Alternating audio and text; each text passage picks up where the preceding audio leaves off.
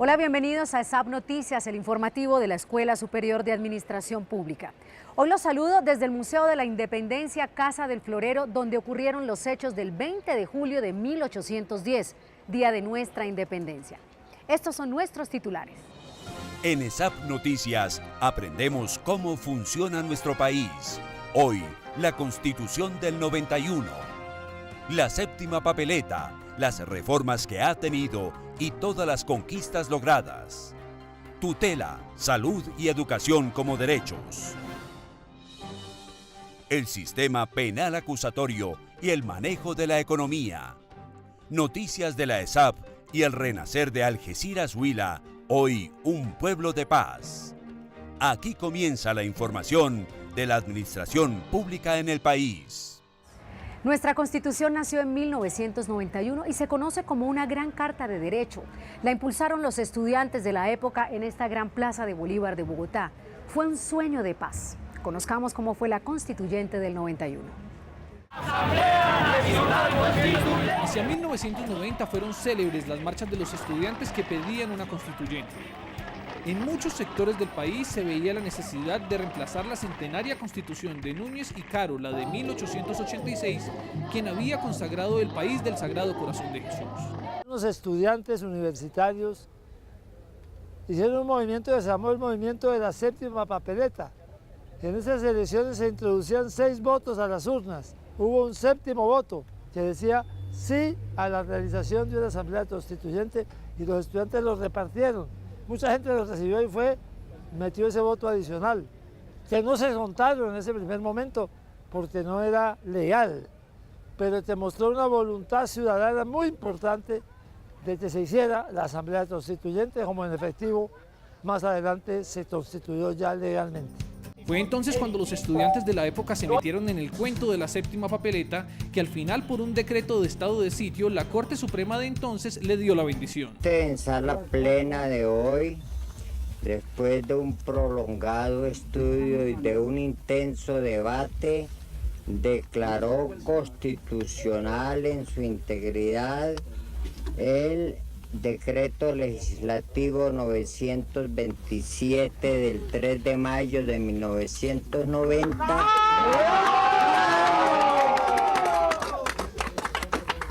por el cual se invita a la ciudadanía a votar por una asamblea constitucional. La época de la séptima papeleta fue histórica, fue una revolución pacífica que arropó a todos los sectores del país, los campesinos, los trabajadores, los militares en retiro, las prostitutas, los grandes políticos, los empresarios, los exguerrilleros del M-19, el EPL y el Quintín-Lame.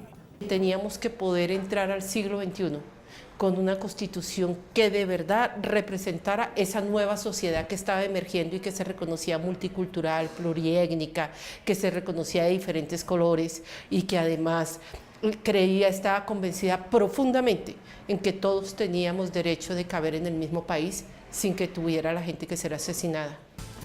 Así nació la Constitución del 91, fue un grito de rebeldía, de libertad, que nos dejó un legado de derechos y un país por construir. Esta es la base del florero de Llorente, el que encendió la chispa de la independencia.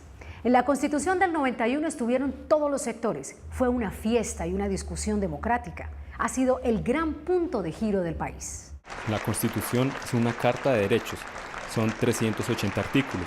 Fue el gran sueño de paz en los años 90, porque Colombia estaba siendo víctima del narcoterrorismo, masacres y ofensivas guerrilleras. La coyuntura de 1991 fue una coyuntura muy particular, porque se estaba viviendo una guerra con el narcotráfico, había una circunstancia de zozobra. Hoy la Constitución tiene un preámbulo y 13 títulos, que habla de temas como la paz. En economía se planteó empresa hasta donde sea posible y Estado hasta donde sea necesario. Se le dio total autonomía a la Junta Directiva del Banco de la República. En justicia se creó el sistema penal acusatorio. La educación y la salud fueron reconocidos como derechos fundamentales. En comunicaciones se creó la Comisión Nacional de Televisión, que ya se acabó, pero sin lugar a dudas el mayor logro fue la tutela. Finalmente sale avante la Constitución del año 91 con una asamblea que convoca el gobierno Gaviria en 1991, y hay una, digamos, confluencia de fuerzas políticas tradicionales con fuerzas nuevas que expiden una carta que cambia la visión de la Constitución. Teníamos una Constitución que se preocupaba por organizar la autoridad, la Constitución del 91 se preocupa por garantizar los derechos de las personas y por concebir a las autoridades más como servidores que como autoridades propiamente dichas. Con la Constitución del 91 se eliminó la figura del estado de sitio. Se empezó a hablar de inclusión a las comunidades indígenas y afro. Fue la puerta de entrada al siglo XXI y nace de un gran acuerdo entre los partidos tradicionales y las guerrillas, que en ese momento abrazaron la paz, entre las que se encontraba el M-19, EPL, Quintín Lame y PRT. Hoy, la Constitución del 91 ha sido reformada más de 40 veces, pero sigue siendo la norma de normas. Esta es el acta de la Revolución del 20 de julio de 1810 y a propósito, la Constitución del 91 ha sido reformada más de 40 veces. Sigamos conociendo más sobre la Constitución del 91. Dentro de estas reformas a la Constitución del 91 se destacan por su coyuntura y su alcance la reforma al establecimiento de extradición de nacionales a países con los que se tenga tratado. A su vez, el país entró a la Corte Penal Internacional, lo que implica un compromiso por el respeto total a los derechos humanos. La reforma constitucional puede ser profunda y es cuando cambiamos el todo de la Constitución. Ejemplo, en el año 91 los colombianos asistimos a una gran reforma constitucional donde dijimos que íbamos a cambiar el Estado de Derecho y pasamos al Estado Social de Derecho. Se dieron cambios respecto a la capital del país, que recuperó su nombre a Bogotá, Distrito Capital, puesto que en la Constitución original era Santa Fe de Bogotá. También se creó la doble nacionalidad para los hijos de colombianos nacidos en el exterior. Se amplió el periodo de alcaldes, gobernadores, diputados, concejales y ediles de 2 a 4 años, y se nombraron como distritos a Buenaventura y Tumaco, lo que implicó mayores recursos destinados para estas regiones. Y son más las reformas de la Constitución del 91. Sin embargo, la Carta continúa manteniendo su esencia. Con la Constitución del 91 pasamos de la democracia representativa a la democracia participativa. La democracia participativa con la Constitución del 91 se vuelve fundamental porque pone al ciudadano como prioridad. La Constitución permite a la comunidad participar en la toma de decisiones directa o indirectamente. Si es lo primero, se acude a la democracia participativa y si es lo segundo, a la representativa. Democracia participativa es la gente directamente gobernando a través de ciertos mecanismos o decidiendo qué debe pasar con el gobierno a través de ciertos mecanismos de participación directa. La participativa determina que los ciudadanos pueden tomar decisiones casi directamente a través de asambleas ciudadanas, consultas, referendos o plebiscitos.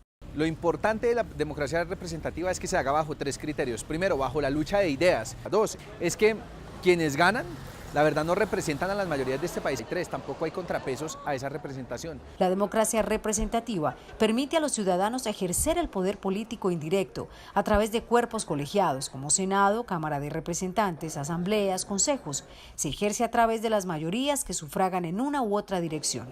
Es la democracia representativa en la cual el ciudadano ejerce el poder político. Esta es la representación de la reyerta del 20 de julio entre Antonio Morales y Llorente. Pero sigamos hablando de la Constitución del 91, que nos dejó figuras como el defensor del pueblo. Rafael, si tú sientes que alguna persona que trabaja en el sector público vulnera tus derechos humanos, ¿a qué entidad acudirías? A demandarla, ¿no? No. No. ¿No sabes? No. Cuando usted considere que se han vulnerado sus derechos, ya sea por parte de una autoridad pública o de un particular que preste funciones públicas, puede acudir a la Defensoría del Pueblo. Este niño fue conocido como Juan Pólvora y pasó a la historia por haber avivado la reyerta del 20 de julio. La Constitución del 91 también nos dejó la Junta Directiva del Banco de la República, que fue creada con el objetivo de controlar la inflación en el país. La Constitución del 91 dio total autonomía al Banco de la República para establecer un manejo monetario, crediticio y cambiario a prueba de cualquier régimen totalitario que pueda inferir en la estabilidad financiera del país. Básicamente lo que se busca es que todas las decisiones monetarias no dependan del Ejecutivo, porque el Ejecutivo maneja temas políticos. En cambio, lo que se busca es que sea un organismo técnico sin decisiones políticas para que sea eminentemente transparente y neutral las decisiones. Sus miembros designados por el gobierno y otras entidades mantienen un equilibrio en sus decisiones. Esto queda como un organismo autónomo que fija la política fiscal pública en este país, marca todo lo que tiene que ver con el manejo de la moneda, todo lo que tiene que ver con las tasas de interés y sobre todo algo muy importante, regula de una u otra manera el crédito en Colombia y da pauta al sistema financiero colombiano. Se ocupa además de precisar los alcances de las políticas orientadas a las emisiones monetarias y a la fijación de normas para controlar la inflación. Aunque el presidente de la Junta es el ministro de Hacienda y 2 miembros son designados por el presidente, los 3 restantes tienen autonomía total, los 6 designan al gerente emisor, que a su vez es miembro de la Junta. La estructura determina la autonomía de la institución. Con la Constitución del 91 también nació la Fiscalía General de la Nación y el Sistema Penal Acusatorio. El sistema penal acusatorio es un sistema donde las partes, en este caso Fiscalía y Defensa, se enfrentan en igualdad de condiciones ante un juez, quien con base en pruebas y argumentos de las partes condena o absuelve. En Colombia desde 1902 la Constitución prevé ese modelo acusatorio y se implementa a partir de la Ley 906 de 2004 y comienza a funcionar el 1 de enero de 2005. Básicamente se toman figuras, instituciones, modelos del sistema norteamericano y del sistema anglosajón y se tratan de aclimatar a Colombia. Este sistema propuso características novedosas en el proceso, como lo son división de roles jurisdiccionales, principio de oportunidad, control de garantías, proceso oral de audiencias y avalar la defensa de oficio por parte del Estado al sindicado. Básicamente el modelo penal acusatorio se caracteriza porque se ubica en cabeza de un fiscal general de la nación todas las posibilidades legales y materiales de investigar los delitos, para que cuando considere que tiene elementos suficientes haga una imputación ante un juez y más adelante haga una acusación ante un juez y sea un juez quien escuche a la Fiscalía como parte y a la defensa como contraparte respecto de todo el debate que tiene que hacerse en materia probatoria, para que sea el juez el que en últimas decida si condena o absuelve. La esencia del sistema penal acusatorio es que se establezca la verdad, se sancione efectivamente y se refuerce la pena. Hacemos una pequeña pausa institucional y ya regresamos con más ESAP Noticias. Profesores calificados, investigación, inclusión, excelente ambiente, internacionalización, egresados. Con todos esos elementos formamos alcaldes, concejales, gobernadores, en fin, a los mejores servidores públicos del país. Escuela Superior de Administración Pública, 60 años formando líderes para el buen gobierno. Médicos, abogados, administradores, comunicadores, en fin, todos los profesionales de Colombia tienen un espacio para formarse en la ESAP. Con 13 especializaciones y 2 maestrías, la ESAP prepara a los profesionales de Colombia para administrar el país. Escuela Superior de Administración Pública, 60 años formando líderes para el buen gobierno.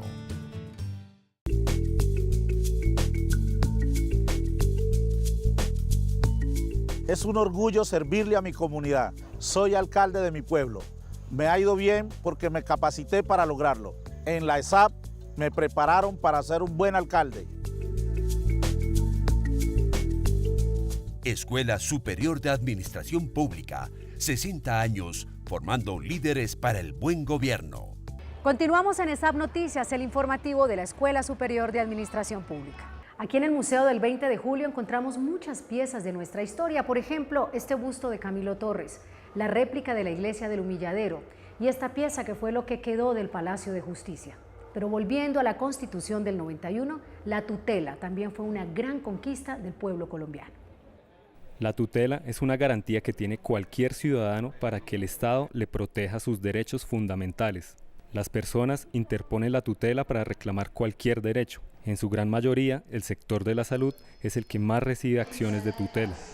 Nos tocó recurrir a la tutela, un mecanismo jurídico que nosotros no conocíamos, debido a que mi papá es un señor de 65 años, le diagnosticaron una diabetes hace 5 años, ahorita necesita unos medicamentos especializados, los cuales la EPS se negó a suministrarle.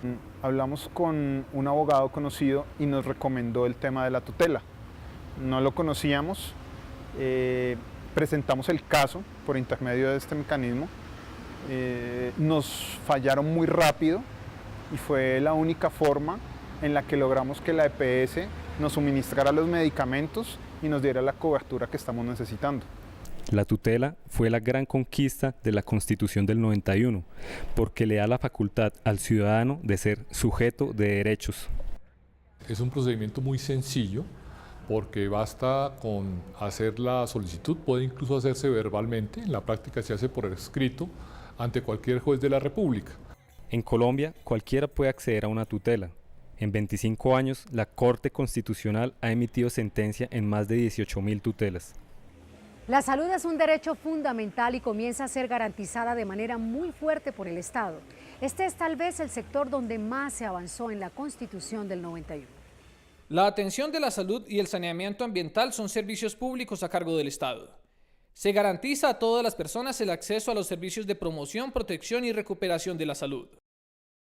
Así, la Constitución consagra la salud como un derecho fundamental y explica que el Estado debe organizar, dirigir y reglamentar la prestación de los servicios de salud a la población. Sí, precisamente, como el tema está limitado, está organizado por el aseguramiento, que depende de un valor anual por cada persona, unidad de pago por capitación, que se le entrega a las aseguradoras. Entonces, hasta donde alcance esto y de acuerdo a la ganancia de las aseguradoras, se prestan los servicios y eso no es conveniente para el derecho fundamental a la salud. Agrega la carta que también el Estado debe ejercer la inspección, vigilancia y control para garantizar la eficiente prestación de los servicios de salud a la población. Un acuerdo social y político profundo de cómo es que podemos entender la salud como un derecho fundamental, una necesidad humana y no simplemente como un negocio. En la reglamentación de la salud, Colombia implementó la Ley 100, que ha logrado cobertura total, pero con serios cuestionamientos en la calidad del servicio. El derecho a la educación fue también otro de los grandes logros de la Constitución del 91. La educación es un derecho de la persona y un servicio público que tiene una función social. Con ella se busca el acceso al conocimiento, a la ciencia, a la técnica y a los demás bienes y valores de la cultura. En el artículo 67 de nuestra Constitución Política se consagra la educación como un derecho fundamental. Dice que debe ser gratuita y obligatoria en las instituciones del Estado. Entre los 5 y los 15 años de edad, mínimo en un año preescolar y 9 de educación básica. Durante milenios la educación fue un asunto privado, o de la familia o de pronto de alguna organización religiosa. En algún momento la humanidad descubre que el conocimiento está en la base de todo, hace conciencia, y hace conciencia de que sin un gran aparato educativo no se puede desarrollar. Entonces aparece una de las consignas más revolucionarias de la historia que dice: educación universal, es decir, para todos, de alta calidad porque si no es una estafa, gratuita porque si no es gratuita no puede ser para todos, y pública porque si no es pública, ¿quién la paga? Es el Estado el que tiene que pagarla. Esto es una de las mayores consignas democráticas de la historia de la humanidad. La Constitución ordena que el Estado, la sociedad y la familia son también responsables de la educación de la persona. Hoy todavía existen serios problemas de deserción escolar y el tema de calidad educativa es un saldo pendiente para nuestro país. En SAP Noticias tenemos más información de la Escuela Superior de Administración Pública. La Ley 80 de 1993 establece que son contratos estatales todos los actos jurídicos generadores de obligaciones que celebren las entidades estatales y que están previstos en el derecho privado o en disposiciones especiales. La Subdirección de Alto Gobierno tiene la obligación de coadyuvar en la mejora de las competencias de los altos directivos del Estado. Era muy importante ofrecerle a los altos directivos del Estado una ley que salió el 15 de enero que tengan total conciencia de los cambios en las leyes para que puedan cumplir muy bien sus responsabilidades. La nueva ley de contratación modifica algunos artículos de la Ley 80, en materia de supervisión. La nueva ley de contratación es la ley 1882 de 2018. En estas disposiciones se hacen unas modificaciones puntuales a la ley 80 y a las leyes de infraestructura. Entonces, en esta pudimos ver las modificaciones que se han dado frente a la licitación pública, las modificaciones que se han dado en los proyectos en los procesos de APP, y en los procesos de infraestructura, con lo cual esta disposición lo que ha buscado es dar un poco más de transparencia, dar más agilidad a los procedimientos y facilitar para adelantar de mejor forma los proyectos de infraestructura y las licitaciones públicas de manera general para los contratos de obra. Estas modificaciones incluyen también el aval para que se publiquen pliegos de condiciones. Aquí un ejemplo. Cuando tú estás desarrollando un proceso de selección, ponte a tramitar una licitación pública para un contrato de obra, es indispensable que tú utilices y apliques la norma que está vigente. Si tú te equivocas en el procedimiento y no aplicas la norma que está vigente en el momento y en la forma correcta, se te puede caer el proceso de licitación. Eso tiene unas implicaciones muy graves. Primero, te quedaste con la misma necesidad porque no la pudiste lograr, no pudiste sacar un contrato adelante. Y en el peor de los escenarios, cuando lograste obtener un contrato con un procedimiento errado, el contrato igualmente está viciado en nulidad, causando perjuicios no solo a la entidad pública, sino a quien quedó como contratista, generando demandas y generando a cargo del Estado indemnizaciones que son por sumas muy importantes. Es indispensable que los funcionarios estén permanentemente actualizados con las normas para que efectivamente den una ampliación correcta y oportuna en el desarrollo de sus labores. Tenemos más información de la Escuela Superior de Administración Pública aquí en ESAP Noticias. Una convocatoria a nivel nacional para la compra y adquisición de material bibliográfico nuevo. Esta convocatoria se dio apertura el día 26 de febrero y estará a disponibilidad de toda la comunidad académica hasta el día 6 de abril. Docentes, estudiantes, administrativos y todas las personas que tengan producción bibliográfica en temas relacionados con administración pública o con la oferta académica de la ESAP pueden presentarse a la convocatoria de compra hecha por la escuela. Del 26 de febrero al 6 de abril se puede realizar la inscripción de su producción bibliográfica en la página web www.esap.edu.co, donde está disponible nuestro formulario. Durante este año, el principal reto de la Facultad de Investigaciones gira en torno a la gestión de calidad de investigación de la escuela. Hemos venido desarrollando todo un esquema de diseño, primero de la convocatoria de proyectos, con la idea de que podamos tener unos énfasis mayores en los productos de investigación, que sean unos productos que realmente nos permitan visibilizar la generación de conocimiento de la escuela afuera, visibilizarla a través de publicaciones, a través de artículos de revistas, la nuestra por supuesto, pero también revistas indexadas nacionales e internacionales. Las alianzas estratégicas y el desarrollo de las redes académicas serán fundamentales para posicionar a nivel nacional e internacional la generación de conocimiento en administración pública de la escuela. Vamos ahora con la información de nuestras territoriales ESAP.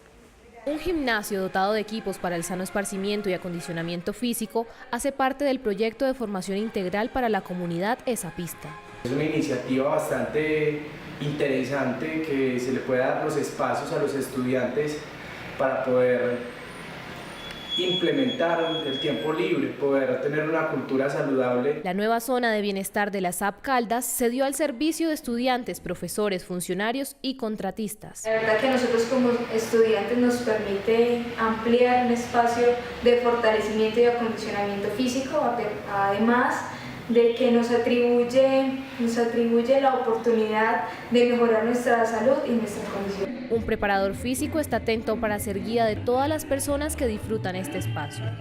Es de destacar la aceptación que tuvo la universidad en acatar esa invitación que hemos hecho los estudiantes para tener nuevos espacios para el esparcimiento sano, la recreación, el deporte, mejorar la calidad de vida, y realmente es funcional que nosotros tengamos estos espacios para que los estudiantes no solamente entremos en el proceso de la academia, sino también en el mejoramiento de nuestra calidad de vida, practicando el deporte y las diferentes actividades físicas en este escenario tan bonito que tenemos hoy acá en las ESAP Manizales. Iniciativas como esta permiten que la comunidad esapista del departamento de Caldas tenga espacios de salud, esparcimiento y sanas costumbres. Estas imágenes de Algeciras Huila en épocas de violencia son hoy cosa del pasado. Desde que yo vivo acá, pues para mí es bueno el pueblito. Yo diría que hoy, a diferencia de otros tiempos, está disfrutando de una sana paz. Ya hace más o menos 1 año y medio que ha cambiado mucho en ese aspecto. Hay tranquilidad, hay paz. Por el mismo proceso de paz se vive y está mucho mejor. Después de ser durante muchos años uno de los municipios más azotados por la guerra en Colombia. El cambio ha sido absolutamente total. Algeciras es hoy un municipio en donde crece la expectativa, la ilusión en la comunidad.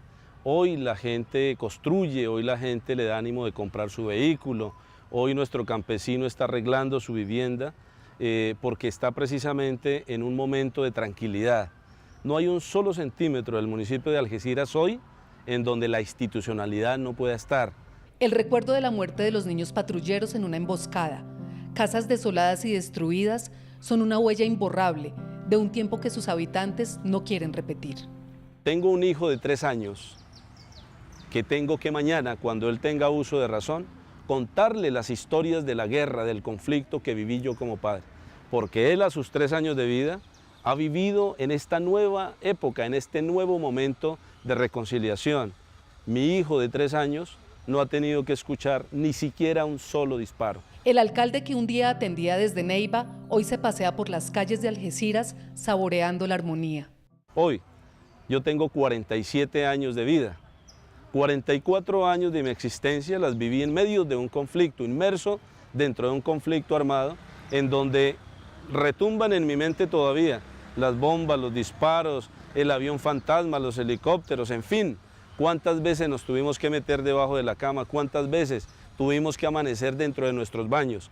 Se escucha la algarabía, la música, el diario vivir, pensando con futuro.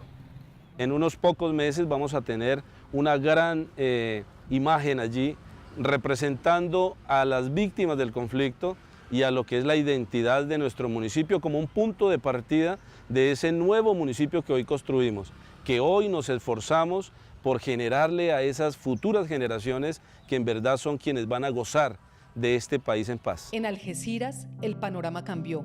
Ahora todos se metieron en el cuento de la paz. Hasta aquí ESAP Noticias, el informativo de la Escuela Superior de Administración Pública. 60 años formando los líderes para el buen gobierno. Los espero en la próxima emisión. Hasta pronto.